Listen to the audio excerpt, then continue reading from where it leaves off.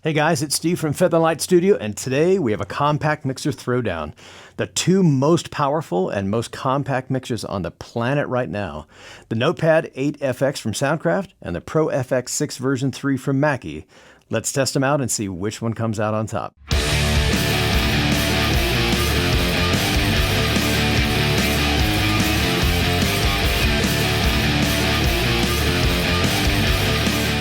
While this video is only a comparison, we've already done a complete in-depth review on both of these powerful mixers, and we'll leave that info in the links below. Both of these mixers are incredibly small and compact and can easily fit inside of a backpack or even a large purse. The Mackie weighs in at just under 3 pounds and is 8.4 inches wide by 7.5 inches tall. It can record 24-bit and tops out at a staggering 192 kilohertz. The Soundcraft weighs in at exactly 3 pounds, is 8.5 inches wide by 8.5 inches tall minus the chord strain relief, and it tops out at 48K. The first set of inputs on each mixer offers incredibly high quality preamps on combination jacks, which allow you to use both microphone cables as well as 1/4-inch unbalanced cables, like a guitar, for example, or a bass, or on a balanced TRS connector, which can sometimes carry line level, or a signal from a synthesizer or external gear. On the back of the Mackie, we have a physical power switch as well as a locking DC connector, which is nice if you do a lot of live performance and you expect the back of the unit to see a lot of activity. And rounding out our rear connections is our standard USB 2.0 port. And on the back of the Soundcraft is just the DC connector, as there is no power switch and the USB connector is on the top of the unit. Both of these mixers offer very high quality mic preamps with outstanding signal to noise ratio and complete control over the input gain of the first two inputs. Both mixers' microphone input preamps provide a maximum input of about 60 dB of gain. This comes in very handy when you're trying to drive extremely low output microphones for streaming and podcasting like the Shure SM7B. The first two channels on the Mackie have high-Z instrument switches as opposed to just the first channel on the Soundcraft, and these allow you to plug passive instruments like electric basses and electric guitars directly into the mixer without having to buy a DI box. Directly under those are the low-cut switches. There's two for each mixer on the Mackie and the Soundcraft, and these are great for reducing rumble or taking low-frequency information out of your mics. Directly under the gain knob of each mixer is the equalization section, and on the Mackie you have high and low shelving EQs, which are great for rolling off high or low frequencies or adding them.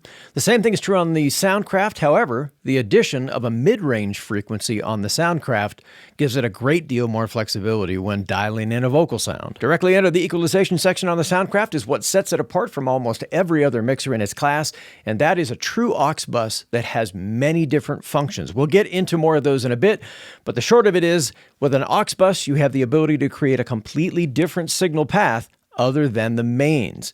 In addition, they can also be used as an effects engine send as well. And thirdly, it can create a completely independent mix while you're multi-track recording. The Mackie, by comparison, doesn't have an aux bus or the ability to send a specific amount to its effects engine. Only these switches here, which send 100% of the channel signal to the effects engine, or none whatsoever. Directly under that is the panning switch. Since the Mackie doesn't have a true panning bus, when engaged, this hard pans channels 1 and 2 to the left and the right completely, which is great for multi-track recording, but doesn't give you the ability to pan in the stereo field. The other channel inputs are either a straight-up left mono input or true stereo inputs. Unlike the Soundcraft, that has a true stereo panning bus and allows you to put your signal anywhere in the stereo field that you like. Directly under the panning control of each mixer are the volume control knobs.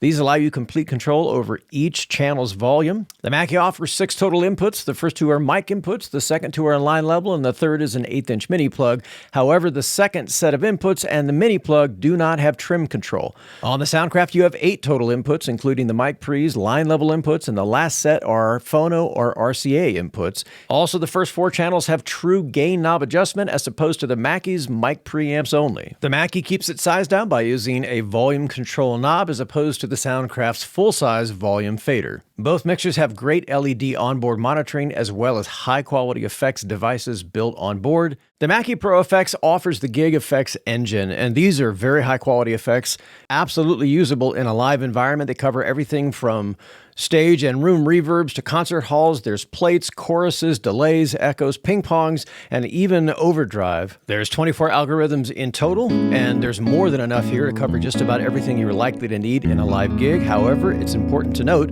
that none of the parameters can be edited or changed.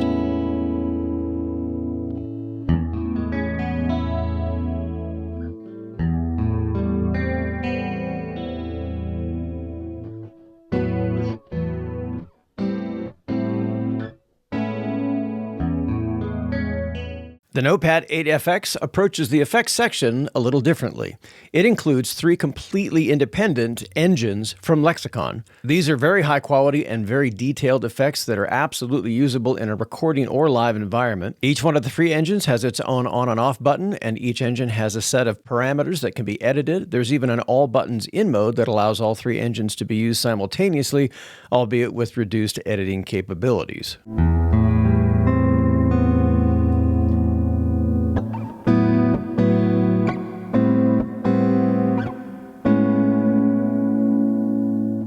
The Mackie offers one single phone's output for monitoring as well as true XLR-based outputs for the mains, in addition to quarter-inch outputs that duplicate that same signal. This is great for sending your mains to your studio monitors and using the line level outs, for example, to camera audio or a headphone splitter. By comparison, the Soundcraft outputs its main signal via the XLR connections only.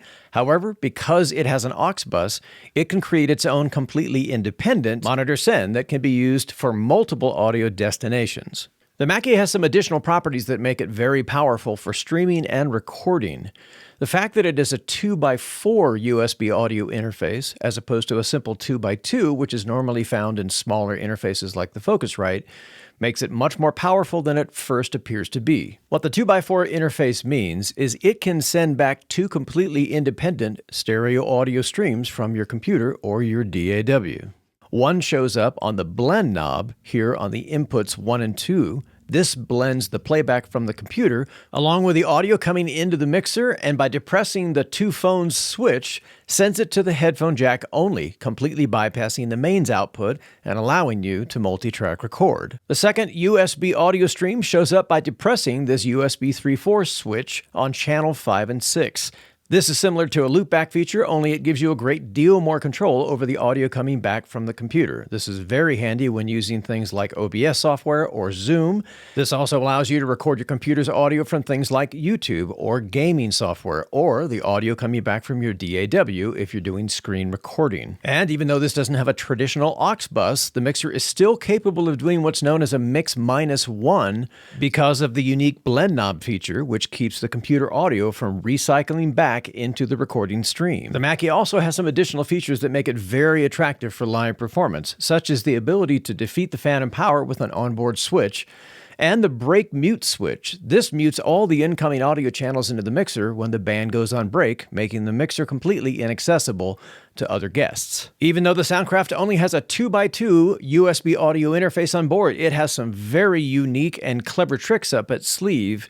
It has the ability to alter which of those USB channels on the mixer actually get recorded. By using the included audio control panel that runs on your PC or your Mac, the user can determine whether or not to record channels 1 and 2 as a group, 3 and 4 as a group, 5 and 6 as a group, or the mains output as a group. This gives you an unprecedented amount of control over the audio that's being sent to the computer, and makes this a very attractive and powerful streaming option when recording into things like OBS software or Zoom, or from things like YouTube. The audio from our computer is always returned on channels 7 and 8, and it's mixed with the RCA inputs as well. That gives us complete control over the level returning from the computer, including where to put it in the stereo field because it has a true pan bus, and even adding effects because it has an effects send on that return channel as well. By depressing the output type switch, we can determine which one of the 3 functions our true aux bus